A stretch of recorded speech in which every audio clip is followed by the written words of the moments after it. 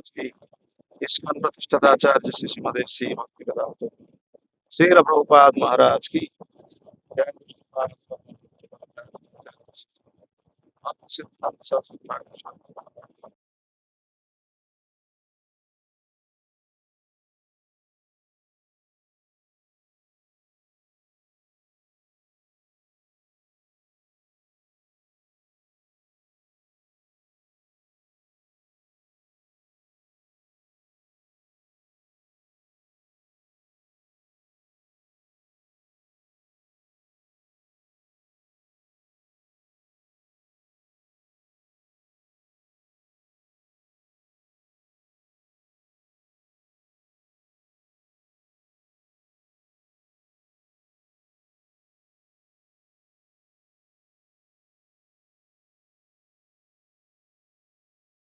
श्री श्रीमन गौरांग महाप्रभु की, श्रीमद भगवद गीता की, समवेत गौर भक्त वृंद की, निताई गौर प्रेमानंदे Hari Hari.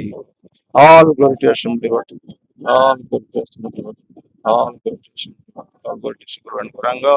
All glory to Srila Prabhupada. All glory to Srila Gurudev ki. Om Ajnanatimirandhasya Jnananjana-Shalakaya Chakshurunmritam Jenam Tasmai Shri Gurave Namah।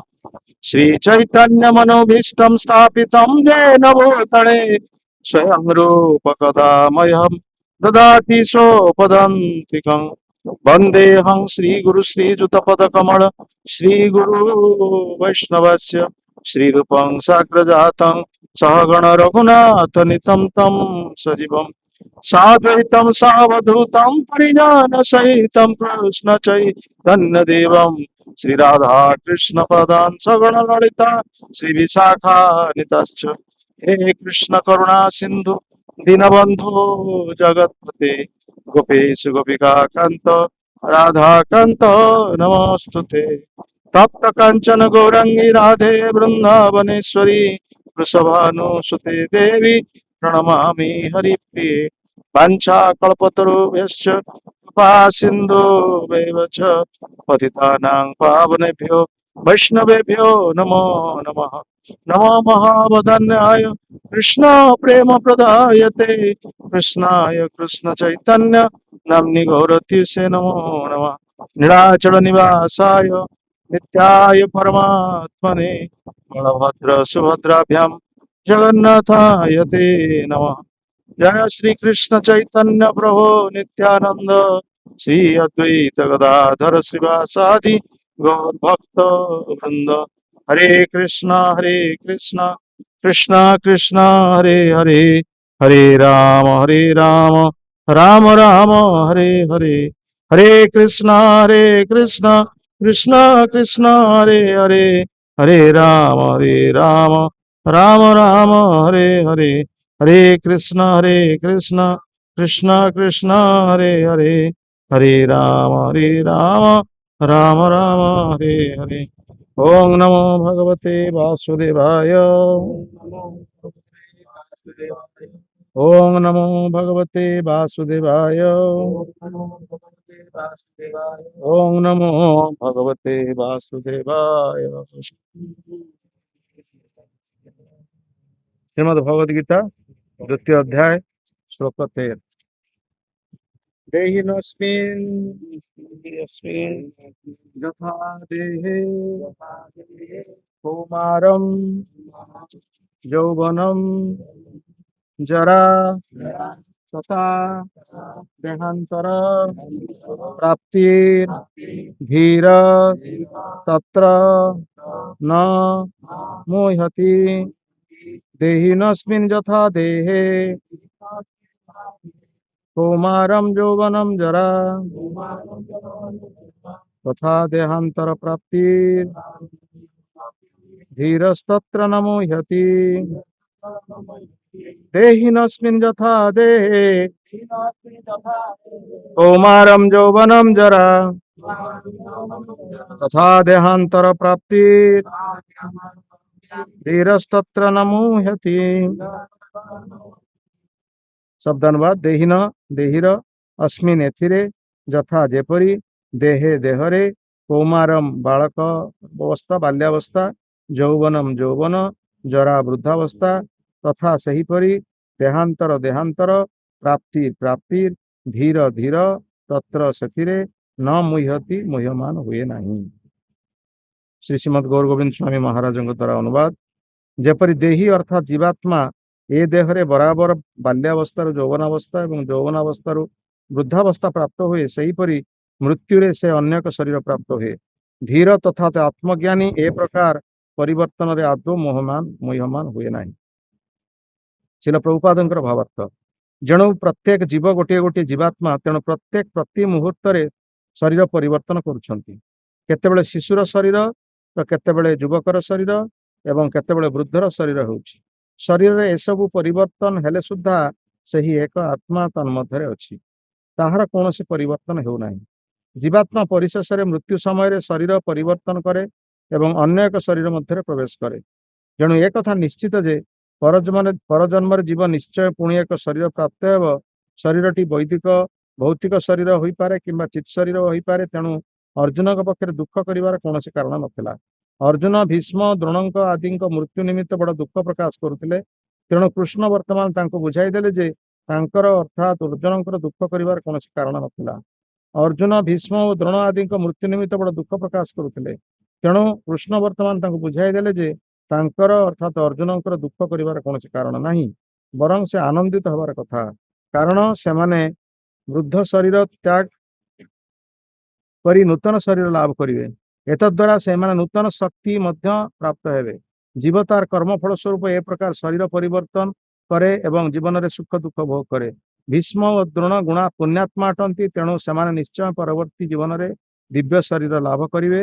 ନହେଲେ ସ୍ୱର୍ଗଲୋକରେ ଭୌତିକ ସ୍ଥିତିର ଉନ୍ନତତର ସୁଖ ଭୋଗ ନିମିତ୍ତ ଦେବ ଶରୀର ଲାଭ କରିବେ। ତେଣୁ ଯାହାହେଲେ ବି ଦୁଃଖର କୌଣସି କାରଣ ନଥିଲା।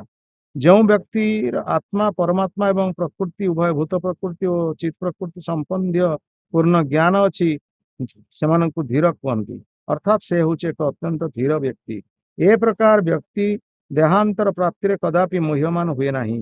ଆତ୍ମାକୁ ଖଣ୍ଡ ଖଣ୍ଡ କରି କାଟି ହେବ ନାହିଁ, ତାହା ଅଚ୍ଛେଦ୍ୟ, ଏହା ହେଉଛି ସାଧାରଣ ସତ୍ୟ।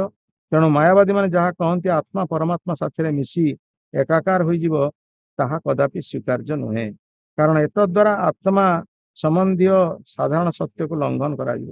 ଯଦି ମାୟାବାଦୀଙ୍କର ମତବାଦକୁ ଗ୍ରହଣ କରାଯାଏ, ଅର୍ଥାତ୍ ଆତ୍ମାକୁ ଖଣ୍ଡ ଖଣ୍ଡ କରି କାଟିବା କଥାଟି ଗ୍ରହଣ କରାଯାଏ, କିମ୍ବା ପରମାତ୍ମାକୁ ଖଣ୍ଡ ଖଣ୍ଡ କରି କାଟି ଜୀବାତ୍ମାକୁ ସୃଷ୍ଟି କରିବା କଥାଟି ଗ୍ରହଣ କରାଯାଏ, ତାହେଲେ ପରମାତ୍ମା ଭଙ୍ଗୁର କିମ୍ବା ପରିବର୍ତ୍ତନଶୀଳ ହୋଇଯିବେ। ଏହା ପରମାତ୍ମାଙ୍କର ସମ୍ବନ୍ଧୀୟ ସତ୍ୟତାର ସାଧାରଣ ସତ୍ୟତାର ବିରୁଦ୍ଧାଚରଣ କରିବ, କାରଣ ପରମାତ୍ମା ହେଉଛନ୍ତି ଅପରିବର୍ତ୍ତନୀୟ। ଏହା ପରମାତ୍ମାଙ୍କ ସମ୍ବନ୍ଧୀୟ ସାଧାରଣ ସତ୍ୟ। ଗୀତାରେ କୁହାଯାଇଛି ଯେ ଅଂଶ ବିଶେଷ ଜୀବାତ୍ମା ସନାତନ ରୂପେ ବିଦ୍ୟମାନ ଏବଂ ସେମାନଙ୍କୁ ସତ୍ କ୍ଷର ବୋଲି କୁହାଯାଏ, ଅର୍ଥାତ୍ ସେମାନଙ୍କର ଭୂତ ପ୍ରକୃତିରେ ଯଦିଓ ସେମାନେ ମୁକ୍ତ ହେବାର ପ୍ରବୃତ୍ତି ଅଛି, ଏହି ଅଂଶ ଗୁଡ଼ିକ ଶାଶ୍ୱତ ଭାବରେ ଏହିପରି ରହିଅଛି ଏବଂ ମୁକ୍ତି ପରେ ମଧ୍ୟ ଜୀବାତ୍ମା ସେହି ପ୍ରକାର ଅଂଶ ବିଶେଷ ହୋଇ ରହେ। କିନ୍ତୁ ଥରେ ମୁକ୍ତ ହୋଇଗଲେ ସେ ପରମ ପୁରୁଷ ଭଗବାନଙ୍କ ସାଥିରେ ଶାଶ୍ୱତ ଭାବରେ ସଚ୍ଚିତ ଆନନ୍ଦମୟ ଜୀବନ ଯାପନ କରେ। ଯେଉଁ ପରମାତ୍ମା ପ୍ରତ୍ୟେକ ଜୀବର ହୃଦୟରେ ନିତ୍ୟ ବିଦ୍ୟମାନ, ତାଙ୍କ ପ୍ରତି ମଧ୍ୟ ପ୍ରତିଫଳନ ସତ୍ୟଟି ପ୍ରଯୁଜ୍ୟ ହୋଇପାରେ। ସେ ପରମାତ୍ମା ନାମରେ ପରିଚିତ, ସେ ଜୀବାତ୍ମା ଠାରୁ ଭିନ୍ନ। ଯେତେବେଳେ ଆକାଶ ଜଳରେ ପ୍ରତିବିମ୍ବିତ ହୁଏ, ସେତେବେଳେ ସୂର୍ଯ୍ୟ ଚନ୍ଦ୍ର ତାରକା ସମସ୍ତେ ପ୍ରତିବିମ୍ବିତ ହୁଅନ୍ତି। ତାରକା ଗୁଡ଼ିକ ଜୀବମାନଙ୍କ ସହ ଏବଂ ସୂର୍ଯ୍ୟ କିମ୍ବା ଚନ୍ଦ୍ର ପରମାତ୍ମାଙ୍କ ସହ ତୁଳନା ହୋଇପାରନ୍ତି।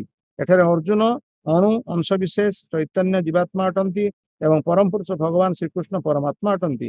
ସେମାନେ ଏକା ସ୍ତରର ନୁହନ୍ତି, ଏହା ଚତୁର୍ଥ ଅଧ୍ୟାୟର ପ୍ରାରମ୍ଭରେ ସୁସ୍ପଷ୍ଟ ରୂପେ କୁହାଯିବ। ଯଦି ଅର୍ଜୁନ କୃଷ୍ଣଙ୍କ ସହ ଏକା ସ୍ତରରେ ହୋଇଥାନ୍ତେ ଏବଂ କୃଷ୍ଣ ଅର୍ଜୁନଙ୍କର ଗୁରୁସ୍ଥାନୀୟ ନ ହୋଇଥାନ୍ତେ, ତାହେଲେ ସେମାନଙ୍କ ମଧ୍ୟରେ ଗୁରୁ ଶିଷ୍ୟ ସମ୍ପର୍କୀୟ କୌଣସି ଅର୍ଥ ନଥାନ୍ତା। ଯଦି ଉଭୟ ମାୟା ମୋହିତ ହୋଇଥାନ୍ତେ, ତାହେଲେ ଜଣେ ଗୁରୁ ଓ ଅନ୍ୟ ଜଣେ ଶିଷ୍ୟ ହୋଇପାରି ନଥାନ୍ତେ। ସେ ପରିସ୍ଥିତିରେ ଏ ପ୍ରକାର ଉପଦେଶ ବୃଥା ହୋଇଥାନ୍ତା, କାରଣ ମାୟା ଶକ୍ତିର ଅଧୀନ ହେଲେ କେହି ଏକ ପ୍ରାମାଣିକ ଗୁରୁ ବା ଉପଯୁକ୍ତ ଗୁରୁ ହୋଇପାରିବେ ନାହିଁ। ଏ ପରିସ୍ଥିତିରେ ଏହା ସ୍ୱୀକାର୍ଯ୍ୟ ଯେ ଭଗବାନ ଶ୍ରୀକୃଷ୍ଣ ହେଉଛନ୍ତି ପରମେଶ୍ୱର। ଜୀବ ଅର୍ଜୁନଙ୍କ ଅପେକ୍ଷା ଉନ୍ନତତର ସ୍ଥିତିରେ ଅବସ୍ଥିତ। ଅର୍ଜୁନ ମାୟା ମୋହିତ ହୋଇଯାଇ ବିମୋହିତ ଜୀବ ହୋଇପଡ଼ିଛନ୍ତି। ଦେହିନସ୍ମିନ୍ ଯଥା ଦେହେ କୌମାରଂ ଯୌବନଂ ଜରା तथा देहांतर प्राप्ति धीरस्तत्र न मुह्यति जेपरि देही अर्थात जीवात्मा ए देहरे बराबर बाल्यावस्थार यौवनावस्था और यौवनावस्थार वृद्धावस्था प्राप्त हुए सेहीपरि मृत्यु पर से एक अन्य शरीर प्राप्त हुए धीर अर्थात आत्मज्ञानी ए प्रकार परिवर्तन रे कदापि मोह्यमान हुए नहीं।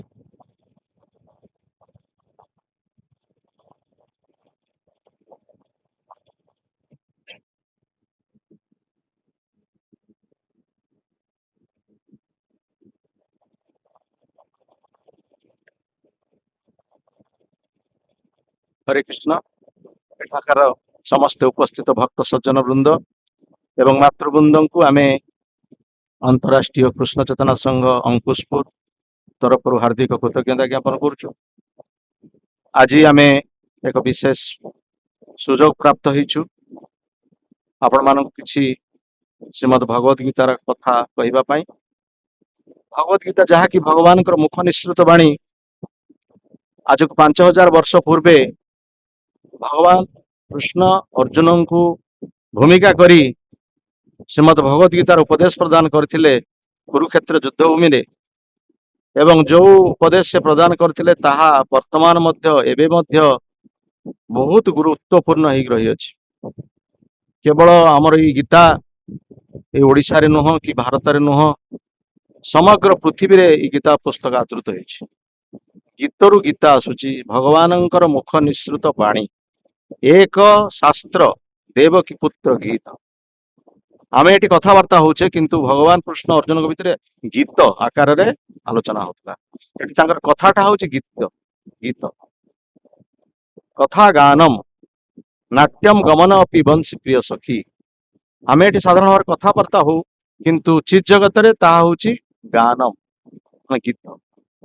भगवान कृष्ण होची चित जगतर व्यक्ति अर्जुन मध्य चित जगतर तेणु तांक भितर जो आलोचना होची सेटा हमर कथा बोली ना सेटा होची गीत गीतरु गीता होची एक शास्त्र देवकी पुत्र गीत एक सेवा तस्य देवस्य सेवा गोटे व्यक्तिर सेवा करिया उचित सेही भगवान कृष्णकर सेवा करिया उचित एक नाम तस्य नामानि जानी गोटे नाम आमे उच्चारण करिया उचित सेही प्रभुंकर नाम से भगवान कृष्णकर नाम हरे कृष्ण कृष्ण कृष्ण हरे हरे हरे राम राम राम। एक सेवा तस्य देवस्य सेवा गोटे व्यक्तिर सेवा करिया उचित सेही होचंती सेही प्रभु परम पुरुष कृष्ण भगवान कृष्णकर आमे समस्त सेवा करिया उचित। तेणु ए परिप्रेक्षी रे जो द्वितीय अध्याय जहाँ को सांख्य योग बोली कहा जाउची भगवान कृष्ण एवं अर्जुन जतबेले कुरुक्षेत्र युद्ध भूमि रे पहुंची आसीचंती से प्रस्तुत हेकी विशेषकर अर्जुन प्रस्तुत हेकी आछंती कौरव मान विरुद्ध युद्ध करिवे एवं तांकर प्रतिशोध नेबे से जो तांको जो प्रकार अपमानित करा जायछि तांको जो प्रकार अत्याचार करा जायछि तांकर वंश परंपरा किभଳି भाବରେ निंदित करा जायछि तेणु से सबु पाई से प्रतिशोध परायण हेकी कुरुक्षेत्र युद्ध भूमि को आसीचंती युद्ध करिया पाई। किंतु युद्ध क्षेत्र जो प्रकार अवस्था युद्ध क्षेत्र रे विपद अपर पक्षर जो सैन्य सामंत को दर्शन कले अर्जुन तेणु से देखिक अर्जुन बड़ विषादित हो गले भयभीत नुह विषादित दुख प्रकाश कले कारण तांकर प्रतिपक्षर जे अछंती से होचंती तांकर पितामह श्री सेनापति होचंती पितामह भीष्म कौरव पक्षर सेनापति एवं तांकर गुरु मध्य अछंती जे तांको विद्या शिक्षा देछन धनुर्विद्या शिक्षा देछन तांको विरुद्ध से मध्य अछन द्रोण मध्य तांकर कुलगुरु मध्य सेठारे अछंती कुलगुरु के कृपाचार्य से मध्य सेठारे अछंती तांकर मामू मध्य सेठारे अछंती तांको विरुद्ध रे युद्ध करे शल्य तेणु तांकर भाई माने मध्य अछंती दुर्योधन दुशासन इत्यादि एमाने समस्ते समस्त को देखी अर्जुनकर मन बहुत दुख होइछि केमिति मु एमानक विरुद्ध रे अस्त्र तो सेतिक बेले से बड़ किंकर्तव्य विमूढ़ कौन करिवे कौन न करिवे से चिंता करिबा एवं सेतेबेले से भगवान कृष्ण को सारथी जे आस्थिले तांकर रथरे से तां कहिछन मु युद्ध क्षेत्र त्याग कर छाड़ी जीवी मु एठारे रहिबि नाही मु रहिले युद्ध करबा पई मोर बाध्य करा जीव तनो मु युद्ध करिबि नाही मु युद्ध क्षेत्र त्याग कर तपस्या करिया चली जीवी କୌରବ ପକ୍ଷରେ ସେମାନେ ଜିତି ଯାଆନ୍ତୁ ଏବଂ ଦୁର୍ଯ୍ୟୋଧନଙ୍କୁ ସିଂହାସନ ଦିଆଯାଉ, ଆମର ସେଥିରେ କୌଣସି ପ୍ରକାର ବିରୋଧ ଭାସ ନାହିଁ। ଏ ପ୍ରକାର ଭାବରେ ଭଗବାନ କୃଷ୍ଣଙ୍କୁ ଅର୍ଜୁନ କହିଛନ୍ତି ଏବଂ ବହୁତ ଯୁକ୍ତି ମଧ୍ୟ ସେ ବାଢିଛନ୍ତି। କାହିଁକି ମୁଁ ଯୁଦ୍ଧ କରିବି ନାହିଁ ସେ ପ୍ରସଙ୍ଗରେ ବହୁତ ଯୁକ୍ତି ମଧ୍ୟ ପ୍ରଥମ ଅଧ୍ୟାୟରେ ସେ କରିଛନ୍ତି। ଏବଂ ବର୍ତ୍ତମାନ ଦ୍ୱିତୀୟ ଅଧ୍ୟାୟ ଯୋଉଟା କି ଭଗବାନ କୃଷ୍ଣ ଅର୍ଜୁନଙ୍କ ଉଦ୍ଦେଶ୍ୟରେ ସେ କହୁଛନ୍ତି, ଅର୍ଜୁନ କହିସାରିଲା ପରେ ଭଗବାନ ବର୍ତ୍ତମାନ କହୁଛନ୍ତି, କାରଣ ଅର୍ଜୁନ କୃଷ୍ଣଙ୍କୁ ଗୁରୁ ରୂପରେ ବରଣ କରିଛନ୍ତି। ଯେତେବେଳେ ସେ ନିଜ ସମସ୍ୟାର ସମାଧାନ କରିପାରି ନାହାନ୍ତି ସେତେବେଳେ ଭଗବାନ କୃଷ୍ଣଙ୍କୁ ଅର୍ଜୁନ ଗୁରୁ ରୂପରେ ସ୍ୱୀକାର କରୁଛନ୍ତି, କାରଣ ଗୁରୁ ଯିଏକି ତାଙ୍କୁ ଉପଯୁକ୍ତ ଠିକ ଭାବରେ ପ୍ରଦାନ କରିବେ। ଶିଷ୍ୟ ଭାବରେ ଅର୍ଜୁନ କୃଷ୍ଣଙ୍କ ନିକଟରେ ଶରଣାଗତ ହେଇଛନ୍ତି ଏବଂ ତାଙ୍କୁ ପଚାରୁଛନ୍ତି ଯେ ମୁଁ ଏଇ ପରିସ୍ଥିତିରେ କଣ କରିବି, ଏବଂ ଭଗବାନ ତାଙ୍କୁ ଉପଦେଶ ଦଉଛନ୍ତି ଯେ ପ୍ରକୃତ ପକ୍ଷେ ତୁମେ ଯୋଉ ବର୍ତ୍ତମାନ ମନା କରୁଛ ଯୁଦ୍ଧ କରିବା ନାହିଁ, ମୁଁ ଯୁଦ୍ଧ କରିବି ନାହିଁ, କୋଉ ଯୁକ୍ତି ଛଳରେ ତୁମେ ଯୁଦ୍ଧ କରିବା ପାଇଁ ମନା ନ କରିବା ପାଇଁ କହୁଛ? ତୁମେ ଯୋଉମାନଙ୍କ ସହିତ ଯୁଦ୍ଧ କରିବ ସେମାନେ ସେମାନେ ଆସୁଛନ୍ତି, ସେମାନେ ପ୍ରତିଶୋଧ ପରାୟଣ ହେଇକି ଆସିଛନ୍ତି, ସେମାନେ ମଧ୍ୟ ଯୁଦ୍ଧ କରିବା ପାଇଁ ଆସିଛନ୍ତି, ପ୍ରସ୍ତୁତ ହେଇକି ଆସିଛନ୍ତି, ତୁମେ ମଧ୍ୟ ପ୍ରସ୍ତୁତ ହେଇକି ଆସିଛ। ବର୍ତ୍ତମାନ ତୁମେ କାହିଁକି ଯୁଦ୍ଧରେ ଓହରିଛ? ତୁମେ ସେମାନଙ୍କୁ ଭାବୁଛ ପିତାମହ, ତୁମେ ସେମାନଙ୍କୁ ଭାବୁଛ ଗୁରୁ, ତୁମେ ସେମାନଙ୍କୁ ଭାବୁଛ ମାମୁଁ, ତୁମେ ସେମାନଙ୍କୁ କୁଳଗୁରୁ ଭାବୁଛ, କିନ୍ତୁ ସେମାନେ ତୁମକୁ ଭାବୁନାହାନ୍ତି ଯେ ତୁମର ଶିଷ୍ୟ, ସେ ତୁମେ ତାଙ୍କର ଶିଷ୍ୟ କି ତୁମେ ତାଙ୍କର ଭଣଜା କି ତାଙ୍କର ତୁମେ ଯାହା କୁହାଯାଏ ଭାଇ କି ବନ୍ଧୁ କି ଏଭଳି ଭାବରେ ସେମାନେ ଭାବୁନାହାନ୍ତି। ସେମାନେ ତ ଯୁଦ୍ଧ କରିବା ପାଇଁ ପ୍ରସ୍ତୁତ ହେଇଛନ୍ତି, ତୁମେ କାହିଁକି ଯୁଦ୍ଧ କ୍ଷେତ୍ରରେ ଓହରିଯିବା ପାଇଁ ଚାହୁଁଛ? ଏଇ କଥା ଭଗବାନ କୃଷ୍ଣ କହିଛନ୍ତି। ତାପରେ କହିଛନ୍ତି ତୁମେ ଯୋଉ ଶରୀର ଚେତନା, ତୁମର ଯୋଉ ଶରୀର ଚେତନା ରହିଛି, ତୁମେ ଭାବୁଛ ସିଏ ହଉଛନ୍ତି ତୁମର ଗୁରୁ ଦ୍ରୋଣ, ତୁମର ପିତାମହ, ତୁମ ବଂଶର ପିତାମହ ସେ, ଆଉ କୁଳଗୁରୁ କୃପାଚାର୍ଯ୍ୟ, ଆଉ ମାମୁଁ ଯେ ତୁମର ଶୈଲ୍ୟ ଅଛନ୍ତି, ତେଣୁ ତୁମେ ଶରୀର ଚେତନାରେ ରହିଥିବା କହୁଛ। ତୁମର ଯୋଉ ଶରୀର ଚେତନା କଥା ତୁମେ କହୁଛ, ଏଇ ଯୋଉ ବର୍ତ୍ତମାନ ସେମାନେ ତୁମର ସମ୍ପର୍କୀୟ ଅଛନ୍ତି, ସେମାନେ ପୂର୍ବ ଜନ୍ମରେ ତୁମର ସମ୍ପର୍କୀୟ ଥିଲେ କି? ନା ତୁମେ ଜାଣିଛ ସେମାନେ ତୁମର କଣ ସମ୍ପର୍କୀୟ ଥିଲେ? ତୁମର ସେମାନେ ପୂର୍ବ ଜନ୍ମରେ କୌଣସି ସମ୍ପର୍କୀୟ ନଥିଲା। ବର୍ତ୍ତମାନ ଯୋଉ ସମ୍ପର୍କ ଅଛି ସେ ମରିଗଲା ପରେ ସେ ସମ୍ପର୍କ ମଧ୍ୟ ତୁଟିଯିବ, ଭବିଷ୍ୟତରେ ମଧ୍ୟ ସେ ସମ୍ପର୍କ ରହିବ ନାହିଁ। ତୁମେ ଯଦି ନ ମାରିବ ମଧ୍ୟ ତୁମେ କହୁଛ ମୁଁ ଯୁଦ୍ଧ କ୍ଷେତ୍ର ଛାଡିକି ଚାଲିଯିବି, କିନ୍ତୁ ସେମାନେ ନିଶ୍ଚିତ ଭାବରେ ମରିବେ, ତାଙ୍କର ମରଣ ନିଶ୍ଚିତ ହେଇସାରିଛି, ତେଣୁ ନିଶ୍ଚିତ ଭାବରେ ସେ ମୃତ୍ୟୁବରଣ। ତୁମେ ନ ମାରିଲେ ଯେ ସେମାନେ ମରିବେନି ସେଟା ଭାବିବାଟା ସମ୍ପୂର୍ଣ୍ଣ ଭୁଲ। ତାପରେ ମୋର ମଧ୍ୟ କହିଛନ୍ତି ଯେ ମାରିବଟା କାହାକୁ ମାରିବ? ଶରୀରଟାକୁ ମାରିବ, ଏବଂ ଶରୀର ମରିଗଲା, ଶରୀରରୁ ଯେତେବେଳେ ଆତ୍ମା ଚାଲିଯିବ, ଶରୀରର ଯୋଉ ବସ୍ତୁଟା ଚାଲିଯିବ ତାକୁ ତୁମେ ଦେଖିଛ? ଶରୀର ତ ତୁମ ଆଗରେ ପଡିକି ରହିବ, ସେଇ ଗୁରୁଙ୍କର ଶରୀର ପଡିକି ରହିବ, ପିତାମହଙ୍କ ଶରୀର ପଡି ରହିବ, ମାମୁଙ୍କ ଶରୀର ପଡିକି ରହିବ, କୁଳଗୁରୁଙ୍କ ଶରୀର ପଡିକି ରହିବ, ସେ ଶରୀର ତ ସେଇ ପଡି ରହିବ, କିନ୍ତୁ ତା ଭିତରେ ଯୋଉ ବସ୍ତୁଟା ଚାଲିଗଲା ତାକୁ ତୁମେ ଜାଣିଛ? ତାକୁ ତୁମେ ଦେଖିଛ କେବେ? ଯାହାକୁ ତୁମେ ଦେଖିନାହ, ଯାହା ସମ୍ପର୍କରେ ତୁମେ ଜାଣିନାହ, ତାହାର ଅନୁପସ୍ଥିତିରେ ତୁମକୁ କାହିଁକି ଦୁଃଖ ହଉଛି? ଆରେ ସେ ଆତ୍ମା ତ ମୃତ୍ୟୁ ନାହିଁ, ଯୋଉ ଆତ୍ମା ଶରୀର ତ୍ୟାଗ କରି ଯାଉଛି ତାର ତ ମୃତ୍ୟୁ ନାହିଁ, ମୃତ୍ୟୁ ହଉଛି ଶରୀରର। ଆଉ ଶରୀର ତ ବୃଦ୍ଧ ହେଲାଣି, ସେ ତ ଦିନ ନା ଦିନ ମୃତ୍ୟୁବରଣ କରିବ। ଏଇ ଯୁଦ୍ଧ କ୍ଷେତ୍ରରେ ମୃତ୍ୟୁବରଣ କରିବେ, ନହେଲେ କୋଉଠି ଅନ୍ୟ କୋଉଠି ଯାଇକି ମୃତ୍ୟୁବରଣ କରିବେ। ମୃତ୍ୟୁଟାକୁ କୌଣସି ପ୍ରକାର ରୋକାଯାଇ ପାରିବ ନାହିଁ। ଏଠି ଏଇ ଅଧ୍ୟାୟରେ ଭଗବାନ ମଧ୍ୟ କୃଷ୍ଣ କହିଛନ୍ତି ଜାତସ୍ୟ ହି ଧ୍ରୁବ ମୃତ୍ୟୁ, ଧ୍ରୁବ ଜନ୍ମ ମୃତସ୍ୟ ଚ ତସ୍ମାତ୍ ଅପରିହାର୍ଯ୍ୟାର୍ଥମ୍ ନ ତୁମ ଶୋଚତି ହରସ୍। ଯେ ଜନ୍ମ ହେଇଛି ସେ ନିଶ୍ଚିତ ଭାବରେ ମୃତ୍ୟୁବରଣ କରିବ, ମୃତ୍ୟୁକୁ ଆମେ କେହି ରୋକିପାରିବା ନାହିଁ। ଆଉ ଯଦି ଏ ଜଗତରେ କିଛି ସତ୍ୟ ବୋଲି ବସ୍ତୁ ଥାଏ ତାହେଲେ ମୃତ୍ୟୁ ହଉଛି ଗୋଟେ ଧ୍ରୁବ ସତ୍ୟ, ନିଶ୍ଚିତ ସତ୍ୟ। ଯେ ଜନ୍ମ ହେଇଛି ସେ ନିଶ୍ଚିତ ଭାବରେ ମୃତ୍ୟୁକୁ ଡାକିକି ଆଣିଛି, ତେଣୁ ଏମାନେ ତ ନିଶ୍ଚିତ ଭାବରେ ମୃତ୍ୟୁବରଣ କରିବେ, ତୁମେ ନ ମାରିଲେ ମଧ୍ୟ ଏମାନେ ମରିବେ। ତେଣୁ ଏମାନେ ଯଦି ଏଇଠାରେ ମରିବେ, ଏଇ ସ୍ଥାନରେ ମରିବେ, ସେମାନେ ଯିବେ କୋଉଠିକି ଜାଣିଛ? ସେମାନେ ଯିବେ ଭଗବତ ଧାମକୁ, ଚିଜ୍ଜଗତକୁ ଯିବେ। ଯଦି ସେମାନେ ଏ ସ୍ଥାନରେ ନ ମରିକି ଅନ୍ୟ କୌଣସି ସ୍ଥାନରେ ମରିବେ ତାହେଲେ ସେମାନେ ନରକକୁ ଯିବେ। ଆଉ ତୁମେ ଯଦି ବିଜୟ ଲାଭ କରିବ ଏ ଯୁଦ୍ଧରେ, ତୁମେ ସିଂହାସନ ପ୍ରାପ୍ତ ହବ। ତୁମେ ଯଦି ଯୁଦ୍ଧରେ ମଧ୍ୟ ପରାଜିତ ହବ ବା ମୃତ୍ୟୁବରଣ କରିବ, ତୁମେ ମଧ୍ୟ ଚିଜ୍ଜଗତକୁ ଯିବ। କଣ ପାଇଁ ଚିଜ୍ଜଗତ ଯିବ? ତୁମେ କାହିଁକି ଯିବ, ସେମାନେ କାହିଁକି ଯିବେ? କାରଣ ମୁଁ ଏଠାରେ ଉପସ୍ଥିତ ଅଛି। ଭଗବାନ ନିଜେ କହୁଛନ୍ତି ମୁଁ ଉପସ୍ଥିତ ଅଛି, ତେଣୁ ମତେ ଯେ ଦର୍ଶନ କରିକି ମରିବେ ମାନେ ସେ ନିଶ୍ଚିତ ଭାବରେ ଚିଜ୍ଜଗତକୁ ଯିବେ। ଆଉ ନିଜେ ଯମରାଜ ମଧ୍ୟ ଅଛନ୍ତି ଏଠାରେ। ଏ ଭୌତିକ ଜଗତରେ ବର୍ତ୍ତମାନ ଯଦିଓ ଯୁଦ୍ଧ କ୍ଷେତ୍ରରେ ସେ ନାହାନ୍ତି, तथापि मध्य से वर्तमान तीर्थ यात्रा कर से किए जमराज से किए किए कहि परिबे हाथ देखिए विदुर जानना विदुर जे कि होचंती जमराज से अभिशप्त होइकी वर्तमान विदुर दासी पुत्र ही जन्म होचंती तेणु जी जमराज अच्छा निजे स्वयं भगवान कृष्ण अच्छा ताहले ये माने कोठी की जीवे निजे स्वयं भगवत धाम जीवे जम जम आलय को जाई परिबे तेणु ए प्रकार भाव में अर्जुन को भगवान कृष्ण एठी बुझेले से कहउचंती जो शरीरटा तुमे मारिबो बोली कहउछ शरीरटा को तुमे रक्षा करि पारिबो नाही ये शरीरटा बराबर परिवर्तन होउछ देहि नस्मिन् यथा देहे कौमारम यौवनम जरा देहि नस्मिन् यथा देह दीटा कथा कहैछि गोटे हूँ देह आ गोटे हूँ देही आमे समस्ते देह कथा जानिछे केते जण देही कथा जानिछ देही रो अर्थ भी कोन बुझछत केते जण समस्ते आमे शरीर कथा जानिछे शरीर संपर्कित कथा ही जानिछे शरीर व्यतीत आ अन्य कथा हम जानिना आ शरीर रो आवश्यकता कोन से कथा ही जानिछे शरीर रो आवश्यकता कोन आहार निद्रा भय आउ मैथुन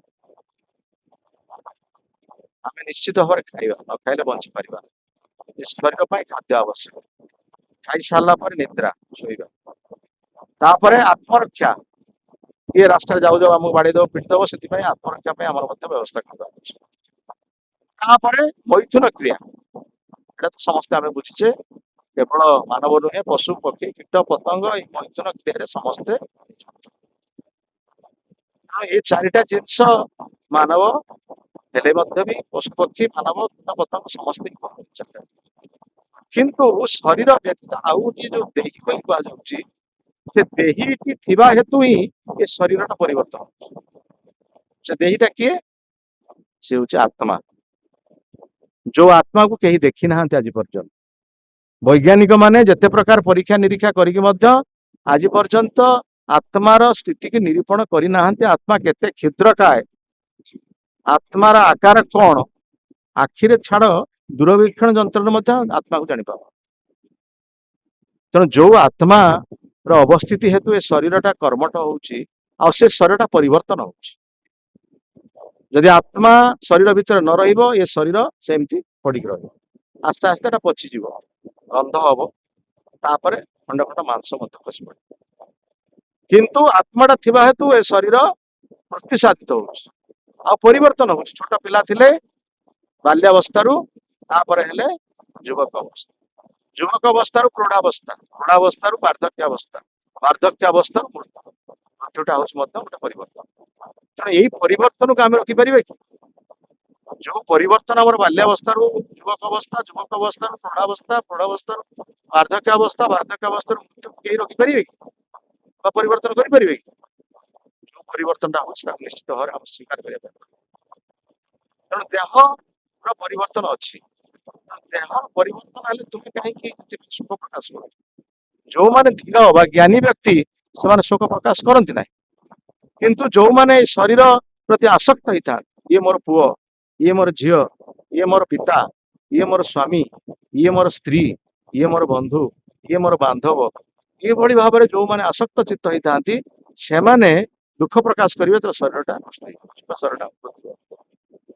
किंतु प्रकृत में जो संपर्क सहित आमर नाही कौन संपर्क नाही जो शरीर सहित आमर संपर्क नाही पूर्व वर्तमान जहाँ अच्छी एवं भविष्य रही तो से संपर्क पर आम दुख प्रकाश कर कारण ना आमर संपर्क क्या सहित नित्य संपर्क रही आवश्यकता अच्छी संपर्क प्रथम थिला वर्तमान अच्छी एवं भविष्य क्या सहित से प्रभुंकर सहित से भगवान सहित जो भगवान थिले वर्तमान अच्छा भविष्य रही तेणु से सहित आमको संपर्क जोड़ा पड़े सी हूँ आमर पिता सी हूँ आमर पुत्र भाव भाव से पुत्र भाव सी आमर बंधु सी आमर पति सी आमर सबकि जदि आम सहित संपर्कित करवा ताहले एटी दुख प्रकाश कर कौन आम परिवार दुख प्रकाश करुचे जो परिवार किए जन चली जाऊँ बंधु किए आम पति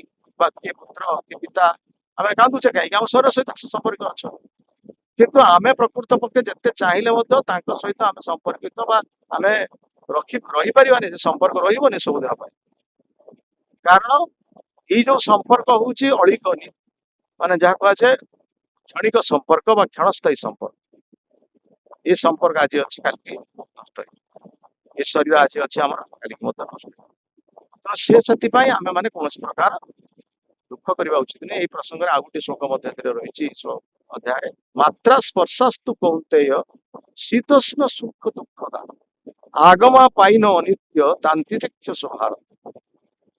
अर्जुन जो दुख प्रकाश करुँच मारिबी मो पितामह को मारिबी केमती मो गुरु को केमी मारिबी मो कुल गुरु को केमी मारिबी मो मामू मारिबी ये कथा दुख प्रकाश कर अर्जुन से भगवान कहते जमी वर्तमान प्रबल प्रबल गरम होमें कौन कौन फैन लगो गरम एड़ाई फैन लगे एसी लगे आ गरम आम गरम रही तो से शीत दिन आसो शीत दिन आसले आम कौन कर घर कड़ कड़ बंद हिटर लगुच शीत गड़िया सहित स्वेटर हाँ मफलर पिंधुचे रेजे घोड़ी शुचे कम्बल घोड़ी शो शीत गड़िया ना गरम गड़िया देह हाथ लुगा काढ़ी दौचे फैन बसुचे तेणु गरम और शीत को आम एड़िया व्यवस्था करुचे से सुख दुख कहीं कथा भगवान कहते मात्रा ये शरीर जो रही माने सुख दुख आसो जोटा को सुख दुख बोली कहुच्छी से प्रकृत सुख दुख से नुह जमी शीत दिन आमर गरम पानी आवश्यकता अच्छी शीत दिन आम ठंडा पानी गाधे पारिबा ना कहीं ठंडा हो प्रबल भाव ठंडा हो आम ठंडा पानी गाधे बहुत शीत लगे तेणु से कौन कर पानी गरम गरम कर हिटर द्वारा गरम किंतु गरम दिन में गरम पानी आम गाधे पारे कि गरम पानी आम गाधे पारे आमको शीत पानी शीत ठंडा पानी दरकार तेणु से पानी एका पानी किंतु परिवर्तन हो जाऊँगी जोटा जलवायु अनुसार से भाई आम शरीर अच्छी तेणु शरीर में सुख और दुख ये दीटा हूँ गोटे हूँ मुद्रार दुईटी पार्श्व प्रकृत सुख कौन प्रकृत दुख कौन आम जान आम कहूँ आम शरीर संपर्कित व्यक्ति चलीगले आम दुख प्रकाश कर किसी अर्थ पाइले धन संपत्ति पाइले आम सुख अनुभव कर सुख दुख प्रकृत यहाँ नुह दुख प्रकृत आमर से हम हम जिते आम प्रभु को भूलि भगवान को जो भूलि दुख से आस प्रभु को जो मन पकड़ा आनंद से आम जाना से तत्व आम साधारण विचार में आम भावुचे परिवार समस्त अच्छा आनंद पाचे कि से परिवार लोक ही आमको दुख दौरान ना से कथा सुखदेव गोस्वामी परीक्षित महाराज कहते देहा प्रत्यक्षत्रादिषु आत्मसन्नेषु असत्सु अपि तेषां प्रमत्त निधनम पश्यन्न न पश्यति। देह सहित संपर्कित जो माने पुत्र होंतु कन्या होंतु स्त्री होंतु बा पति होंतु बा झी हो देह सहित संपर्कित जो माने रही से माने हम प्रत्येक मुहूर्त रे कष्ट दौरान दुख दौरान आम भावुचे से सुख दौ ना से दुख दौरान परिणति दुख से निजर नुह से पूर्व जन्म शत्रु थे बर्तमान आम निजर बंधु से प्रति मुहूर्त कष्ट दौरान आउ से भाव में गोटे पर गोटे गोटे पर गोटे से चलीजे आम भी चलीजा किंतु आम भावचे कौन ये आमको सुरक्षा देव आम स्त्री आमको सुरक्षा देव आम पुत्र आमको सुरक्षा देव आम पति सुरक्षा देव कि भाई सुरक्षा देव बंधु सुरक्षा देव से कहीं आमको सुरक्षा देवे बरं आमको असुविधा पकड़े कि सुरक्षा देवा लोक हूँ किए सी हूँ प्रभु बा सी हूँ भगवान सहित आमको संबंध रखा सहित संबंध युक्त हाँपाई पड़ो अर्जुन प्रथम से शरीर चेतना रही जो से मना कर युद्ध करने ना मो पितामह विरुद्ध कौन प्रकार अस्त्र उत्तोलन करें मो गुरु विरुद्ध मुझे कौन अस्त्र उत्तोलन करें से अर्जुन पुणी राजी है ना युद्ध ना मुझे करी पितामह विरुद्ध मुझे युद्ध करी पितामह को सर मारि गुरु को सर मारि तत्वटा बुझे जे प्रकृति रे तुमे जा सहित संपर्कित वर्तमान अच्छा से पूर्व तुम सहित संपर्क ये शरीर टा बराबर परिवर्तन होछि वर्तमान तुम सहित संपर्कित अच्छी परवर्ती शरीर से पाइबे से कौन से तुम सहित संपर्क जेमिति कुहाଯାଇଛି यथा प्रयांति संजान्ति स्रोत वेगेन बालुका संजुञ्जन्ति विजुज्जन्ति यथा कालेन स्मिन् देयिन नई सुअरे केतेबेले काठी कुटा बेले बेले मिसी जाउची केतेबेले ताहा पुणी विभक्त हो जाउची सेई सुअरे पुणी काठी कुटा गुडा पुणी विच्छिन्न हो जाउची सेई भली भाबरे हमर ये संपर्क मत से आज पिता पुत्र संपर्क अछि काली से पिता पुत्र संपर्क आज पत्नी संपर्क अछि काली से संपर्क तेणु आमर नित्य संपर्क होची से प्रभु सहित भगवान सहित आमर संपर्क आमे से संपर्क को त्याग कले मध्य भगवान को त्याग करदेले मध्य भगवान सहित आम संपर्क न रहिला मध्य भगवान आम सहित संपर्क पूर्व वर्तमान अच्छी भविष्य भगवान पचारे कहीं किभली भाव में भगवान सहित आम संपर्क अच्छी आमर आमर पिता सहित संपर्क अच्छी आम पुत्र सहित संपर्क अच्छी आम पति सहित संपर्क अच्छी पत्नी सहित संपर्क अच्छी भगवान सहित आम कौन संपर्क अच्छी ना भगवान सहित संपर्क नहीं आम भीतर जो आत्मा अच्छी सी कौन सेटा किए आत्मा हूँ परमात्मा जी भगवान अंश भगवान अंश हिसाब से आम जीव आम हृदय भितर से जीवात्मा अच्छी जीवात्मा हूँ भगवान अंश तेणु से भगवान अंशटी रही आम जीवन पाइक अच्छे केवल से नुह सहित भगवान प्रत्येक जुगे आसुच्च आम यही भौतिक जगत को आसुच्च ना भगवान अवतार ग्रहण कर भगवान तो सब चित जगत रही कृष्ण आसते अर्जुन को गीता बाणी उपदेश प्रदान कले धर्म संस्थापन गीतार चतुर्थ अध्याय भगवान कहते जदा जदा हि धर्मस्य ग्लानिर्भवति भारत अभ्युत्थाना हि अधर्मस्य तदात्मान सृजाम्यहम् परित्राणाय साधूनां विनाशाय च दुष्कृतां धर्म संस्थापनार्थाय संभवामि युगे भगवान आसुचंती जेतेबेले अधर्मर अभ्युत्थान होउची धर्मर जेतेबेले ज्ञानी ग्लानि होउची सेतेबेले निजे स्वयं भगवान आसुचंती प्रत्येक जुगरे से आसुचंती कली जुगरे आसीथिले प्रथमे आ कली जुग शेष रे मध्ये आसीबे कली जुग प्रथम रे के आसीथिले चैतन्य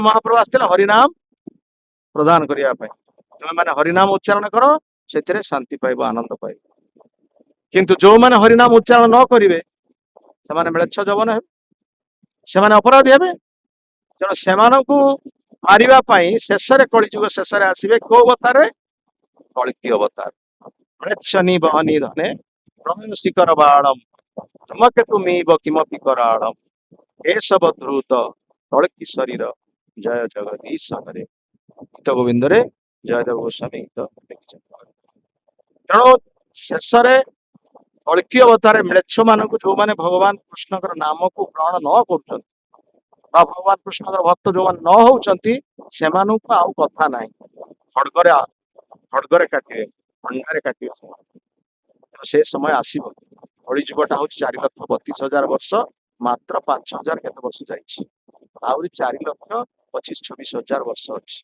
तेणु केते पुरुष जीव आपण माने चिंता करत सेते बेले कोन अवस्था वर्तमान तो को प्रकार अवस्था हेलानी केही काहक विश्वास नाही समस्त भितर राजनीति समस्त मिछ कथा कहउचंती निज निज भितर असंतोष निज निज भितर मलमालिन्य परिवार शांति नाही स्वामी स्त्री भितर शांति नाही पिता पुत्र भितर शांति नाही कलिजुगर आरंभ मात्र तेणु कलिजुग शेष अवस्था कौन हम अनुमान कर तेणु भगवान आम प्रत्येक जुगे आसुचंती से आम मान कौन आवश्यकता से प्रदान कर द्वितीय कथा हूँ शास्त्र भगवान नथिले बाणी ए शास्त्र भितर अच्छी ना नहीं गीता भगवान आम शिक्षा देते भगवान कहते नस्मिन यथा देहे कौमारम यौवनम जरा तुम्हें जो देह दुख प्रकाश कर तुम्हें देह नुह तुम्हें शरीर नुह तुम्हें हूँ आत्मा से आत्मा ए शरीर भीतर हेतु ये शरीर परिवर्तन हो छोट शिशु आठारू टिके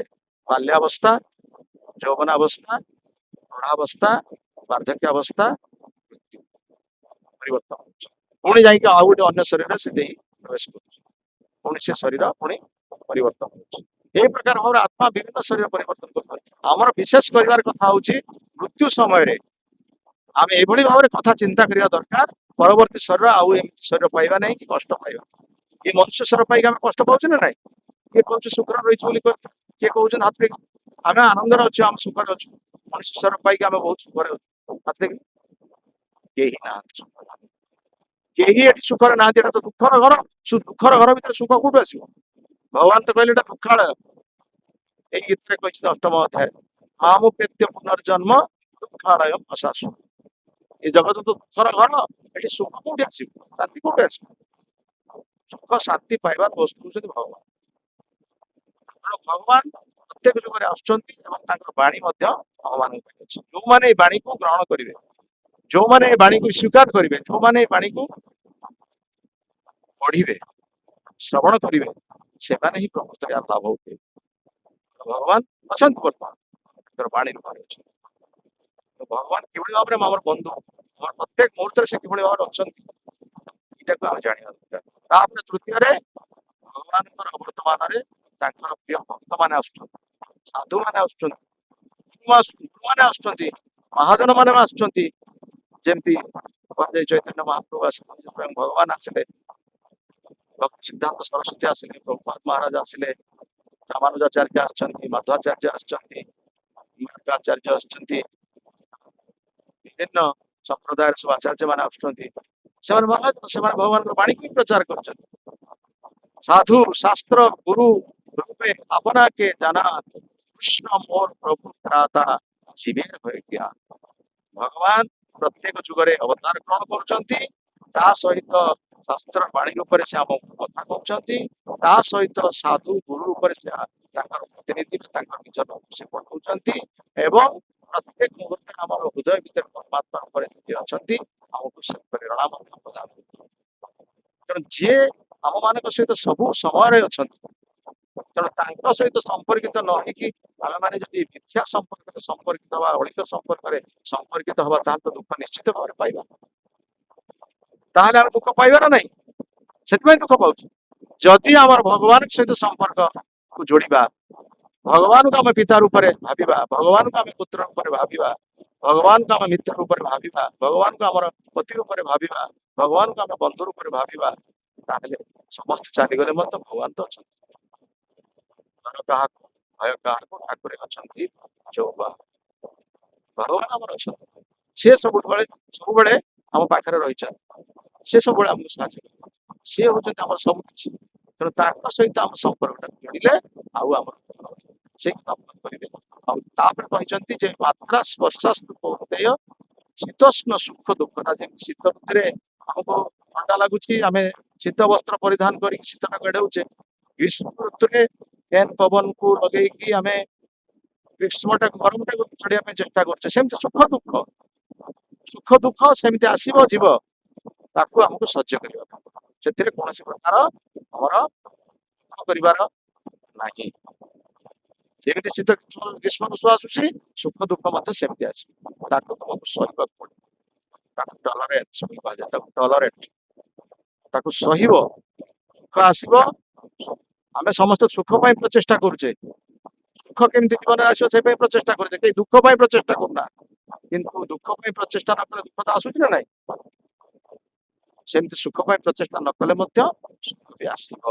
ଏ ପ୍ରସଙ୍ଗ ଶ୍ରୀମଦ୍ ଭାଗବତମ୍ 5ମ ସ୍କନ୍ଧରେ ଋଷଭଦେବ ତାଙ୍କର ବର୍ତ୍ତମାନ କହୁଛନ୍ତି, ନାୟମ୍ ଦେହ ଭାଜା ନୃଲୋକେ କଷ୍ଟାନ୍ କାମାନ୍ ହର୍ତ୍ତାଂ ବିଡ଼ିଭୁଜାଂ ଯେ ତପୋ ଦିବ୍ୟମ୍ ପୁତ୍ରକା ଜେନ ଶୁଦ୍ଧେତ ବ୍ରହ୍ମ ସୌଖ୍ୟଂ ତୁ ଅନନ୍ତମ୍। ଋଷଭଦେବ ତାଙ୍କର 100 ପୁତ୍ରଙ୍କୁ ଏକାଠି କରି କହୁଛନ୍ତି। ତାଙ୍କର ଜ୍ୟେଷ୍ଠ ପୁତ୍ର ଭରତ, ଯାହାଙ୍କ ନାମାନୁସାରେ ଭାରତବର୍ଷ। ସେ ତାଙ୍କର ପୁତ୍ର ମାନଙ୍କୁ ଏକାଠି କରି କହୁଛନ୍ତି, ହେ ପୁତ୍ର ମାନେ, ତୁମେ ମାନେ ଏଇ ଶରୀର ସୁଖ ପ୍ରତି ଧ୍ୟାନ ଦିଅ ନାହିଁ, ବା ଶରୀରର ଯୋଉ ଇନ୍ଦ୍ରିୟ ସୁଖ ପ୍ରତି ତୁମେ ଧ୍ୟାନ ଦିଅ ନାହିଁ। କାହିଁକି ନା ବିଷ୍ଠା ବୋଝି ଶୁକୁରି, ଶୁକରି ମାନେ ଘୁଷୁରୀ, ଯୋଉ ଘୁଷୁରୀଟିଏ ମଧ୍ୟ ସିଏ ମଧ୍ୟ ଆନନ୍ଦ ପାଉଛି। ବିଷ୍ଠା ଖାଇକି ସିଏ ଆନନ୍ଦ ପାଉଛି। ତୁମେ କଣ ସେଇଭଳି ଖାଦ୍ୟ ଖାଇକି ଆନନ୍ଦ ପାଇବା ପାଇଁ ଜଗତକୁ ଆସିଛ? ଶରୀରକୁ ସୁଖ ଦେବା ପାଇଁ ଜଗତକୁ ଆସିଛ? ନା, ତୁମେ ଏଇ ଶରୀର କଣ ପାଇଁ ଆସିଛି? ଏଇ ଶରୀରଟାକୁ ତୁମେ ତପସ୍ୟାମୟ କରିବା ପାଇଁ ଆସିଛ। ସେଥିପାଇଁ କାଲି ଏକାଦଶୀରେ ଆମେ ତପସ୍ୟା କଲେ। କଣ ତପସ୍ୟା କଲେ? ଫଳମୂଳ ଆହାର କଲେ, ଅନ୍ନ ଖାଇଲେ ନାହିଁ, ଅଧିକ ସଂଖ୍ୟକ ନାମ ଜପ କଲେ, ସାଧୁ ସଙ୍ଗ କଲେ, ସାଧୁ ସଙ୍ଗରେ କଥା ଶ୍ରବଣ କଲେ। ଏ ସବୁ ହଉଛି ତପସ୍ୟା। ତେଣୁ ଏ ଶରୀରଟା ହଉଛି ତପସ୍ୟାମୟ। ତେଣୁ ଏହାକୁ ତପସ୍ୟାରେ ନିଯୁକ୍ତ କରିବା ପାଇଁ ପଡେ। ଆଉ ଯଦି ଆମେ ତପସ୍ୟା ନ କରି ଶୁଦ୍ଧ ନ କରିବା, ତାହେଲେ ଆମେ ନିଜ ଘରକୁ ଯାଇପାରିବା। ଆମର ଏଇଟା ନିଜ ଘର ନୁହେଁ। କେତେ ଜଣ ନିଜ ଘରେ ସବୁଦିନ ପାଇଁ ରହୁଛନ୍ତି କହିଲେ? ଆମର ସମୟ ଆସିବ, ଆମେ ଇଚ୍ଛା ନଥିଲେ ମଧ୍ୟ ବାଧ୍ୟ ହେଇକି ଏ ଘର ଛାଡିବାକୁ ପଡିବ, ନାଇଁ ନା? କେତେ ସୁନ୍ଦର ଘର କରିଛେ, ରହିପାରିବେ କି ସେ ଘରେ ସବୁଦିନ? ଆମେ ଚାଲିଯିବା, ଆମ ପୁତ୍ର କହିବ ଇଏ ହଉଛି ମୋ ଘର। ପୁତ୍ର ଚାଲିଯିବ, ତା ପୁତ୍ର କହିବ ସେ ହଉଛି ମୋ ଘର। କେହି ରହିନାହିଁ, ରହିବ ନାହିଁ କି ଭବରଙ୍ଗ ଭୂମି ତଳେ ସର୍ବେ ନିଜ ନିଜ ଅଭିନୟ ସାରି ବାହୁଡିବେ କାଳ। ତେଣୁ ଆମେ ପ୍ରକୃତରେ ଏ ଜଗତରେ ଆମେ ରହିପାରିବାନି, ଆମକୁ ନିଶ୍ଚିତ ଭାବରେ ଯିବା ପାଇଁ ପଡିବ। କିନ୍ତୁ ଯଦି ଆମେ ସେଇ ପ୍ରଭୁଙ୍କ ସହିତ ଆମେ ସମ୍ପର୍କିତ ହେଇଥିବା, ତେଣୁ ସେ ଆମେ ଯିବା ତାଙ୍କ ପାଖକୁ। ଯଦି ଏ ଶରୀରକୁ ଆମେ ତପସ୍ୟାମୟ କରିବା, ଭଗବାନଙ୍କ ସହିତ ଯିବା, ଆମର ସମ୍ବନ୍ଧ ଯୋଡ଼ିବା, ତାଙ୍କ ସହିତ ସମ୍ପର୍କିତ ହବା, ଭଗବାନଙ୍କ ନାମ ସ୍ମରଣ କରିବା, ମୃତ୍ୟୁ ସମୟରେ ତାଙ୍କର ନାମ ଉଚ୍ଚାରଣ କରିବା, ଶେଷରେ ଆମେ ଯିବା କୋଉଠିକି? ଆମର ଧାମ, ପ୍ରକୃତ ନିଜ ଘରକୁ ଯିବା। ସେଥିପାଇଁ ଯୋଉମାନେ ମହାଜନ ମାନେ ଆସୁଛନ୍ତି, ସେମାନେ ଆମକୁ ଶିକ୍ଷା ଦଉଛନ୍ତି, ଗୋ ହୋମ, ବ୍ୟାକ୍ ଟୁ ଗଡ୍ ହେଡ୍। ଗୋ ହୋମ ମାନେ ନିଜ ଘରକୁ ଚାଲ ବାବା, ତୁମ ନିଜ ଘରକୁ ଯାଅ। ତୁମ ନିଜ ଘର ଏଇ ନୁହେଁ, କେତେ ପରିଷ୍କାର କରି, କେତେ ସୁନ୍ଦର କରିକି ଘରକୁ ସଜଉଛ। ଆଜି ସକାଳେ ମଧ୍ୟ ଆମେ ସେଇ ବିଷୟରେ ଆଲୋଚନା କରୁ।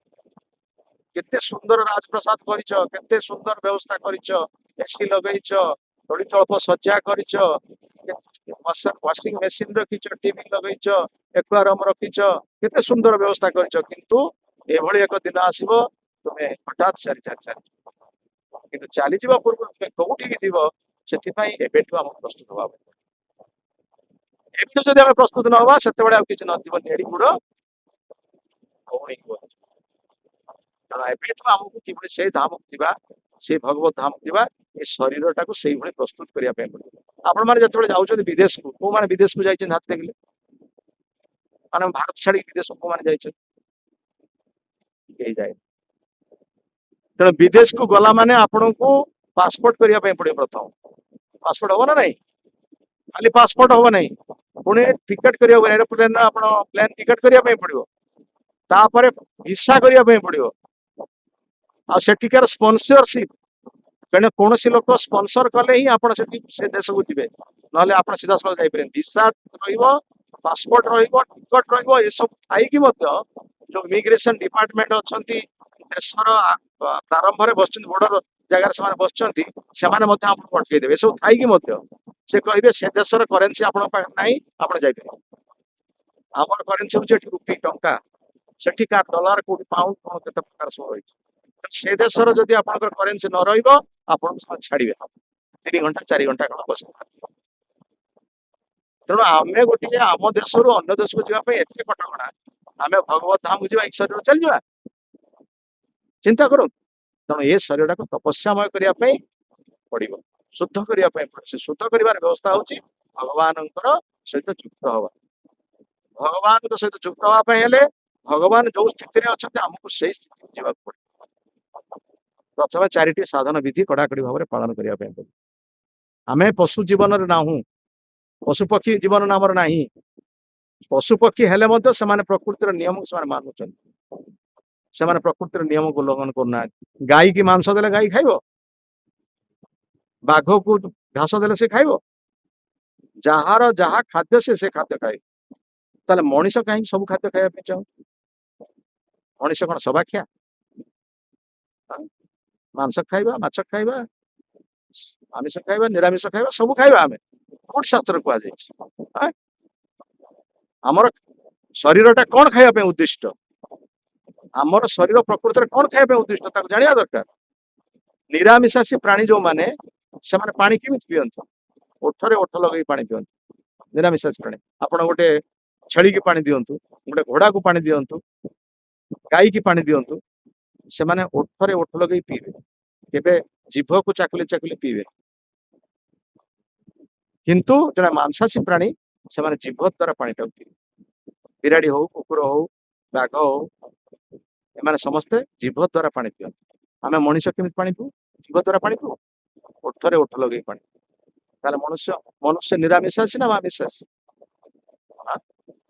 ताले आमे कहीं मांस खाउछे आ प्रकृतिर नियम को उल्लंघन कर दउछे आमे भाउछे आमे प्रकृति ऊपर प्रकृति क्रियमाणानि गुणे कर्माणि सर्वस्व अहंकार विमूढ़ात्मा कर्ता अहं इति मन्यते अरे आमे प्रकृतिर नियंत्रण रे अछु प्रकृति को भगवान नियंत्रण करूछंती तुमे कहबो मु सब करछि मनुष्य सब नियंत्रण करूछि अरे मनुष्य बा प्रकृतिर नियंत्रण रे अछि आमको त्रिगुण सत्व रज तम ई तीनटा गुण आमको नियंत्रण करूछि आ से सत्व रज तमर नियंत्रक होउछंती भगवान निजे तेणु आमे केमिति निजको भगवान बोली भाबिबा तेणु सेतिपई आमे दुख पाउछे सेतिपई आमे कष्ट पाउछे किंतु हमको प्रकृत पक्षे ये शरीर को शुद्ध करिया पे पड़े आउ माछ मांस अंडा प्याज रसुण एक त्याग करिया पे पड़े एटा हमर खाद्य नुह सेतिपई हमर कृष्ण चेतना संघ रे जो माने शामिल होउछंती सेमानको चारिटी साधन विधि आमे पालन करिया पे पड़े माछ मांस अंडा प्याज रसुण छाड़ मादक द्रव्य पान बीड़ी सिगरेट गुड़ाकू चा कॉफी मद गंजे अफिम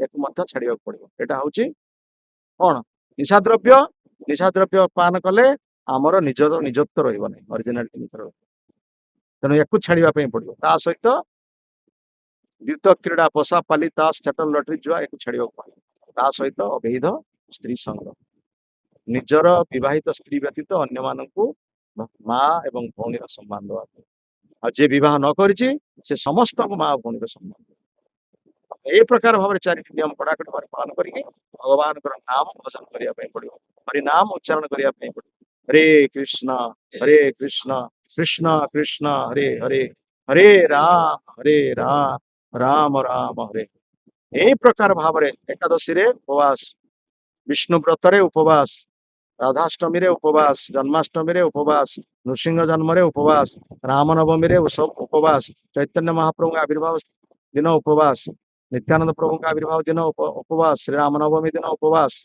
बलराम जन्मदिन उपवास ए प्रकार भाव आम शरीर टाक शुद्ध करने